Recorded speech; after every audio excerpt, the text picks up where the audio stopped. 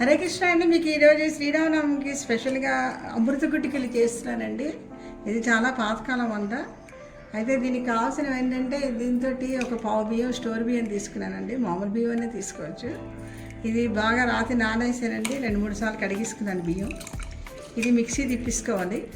ఆ మిక్సీ తిప్పుతున్నప్పుడే మనము అందులోని కొబ్బరి కూరు, ఇది హాఫ్ చిప్పండి కొబ్బరికాయ, అలాగే ఇలాచి ఇవి వేసేసి మిక్సీ తిప్పేసుకుంటామండి. మీరు పిండిలాగా ఆడచ్చు, లేదా నీళ్ళు వేసి కూడా అట్ల పిండిలాగా పలచగా ఆడించుకోవచ్చు. దానికి బరాబరు పంచదార వేయాలండి. అంటే పావు డొక్కుడు, అంటే ఒక కప్పుడు బియ్యం అయితే కప్పుడు పంచదార. అలాగే బాదం పప్పు ఏమొచ్చి నానవేసుకోవాలండి.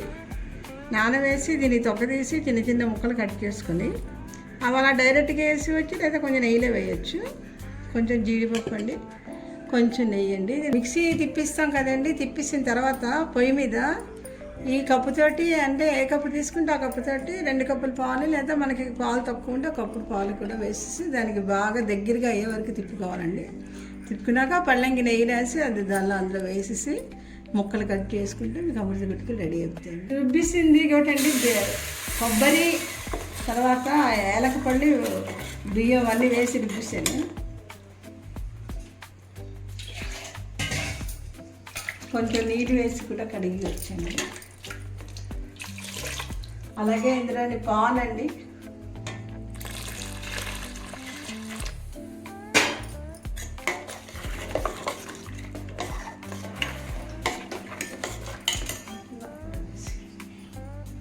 ఈ పంచదార కూడా వేస్తున్నానండి.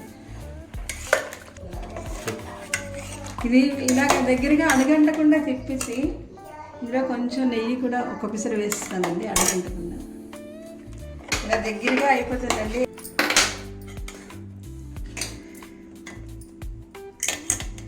ఇంకోటండి, నెయ్యి వేసేస్తే చాలా మట్టుకు అయిపోయింది. ఇంకొక 20% ఉంది, 80% అయిపోయింది. ఇలా దగ్గరగా అయిపోతుంది. అయిపోయాక పళ్ళకి రాసేసి జీడిపప్పు, బాదం పప్పు కొంచెం నెయ్యిలో వేసి కలిపిస్తే అయిపోయిందండి. ఇలా చూసారా, అడిగంటకుండా అలా కలుపుకుంటూ ఉండాలి. ఈ ప్లేట్లోకి ఇలా నెయ్యి రాసి తీసేసుకుంటాము.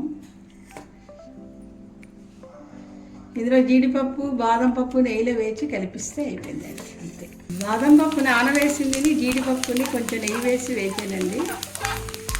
మళ్ళీ ఎక్కువ వేగితే మాడిపోతుంది, కొంచెం ఆరోమా వస్తే చాలా వస్తుంది.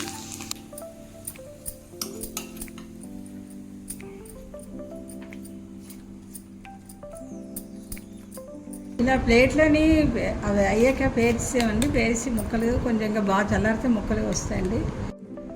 హరే కృష్ణ అండి. ఇందట్లా మీకు చూపెట్టాను కదా, ఇది చల్లారితే చూసారా పీసులు మనం ఎలా ఏ షేప్లో కట్ చేసుకుంటే ఆ షేప్లో నీట్గా వస్తున్నాయి. చల్లారాకే చేయాలండి. ఇలా చేస్తే ఒక పీసులు చూడండి నీట్గా వచ్చి దాని మీద బాదం పప్పు పేరు తీసుకుంటే అందంగా ఉంటుంది. ఇది చాలా రుచిగా వచ్చిందండి. దేవుడికి కూడా భోగం పెట్టాం కదా, మీరు తప్పకుండా చేసి, మీరు చూసారా చేతికి ఎక్కడ అంటుకోవటం లేదు. మీరు కూడా చేస్తారనుకుంటున్నాను.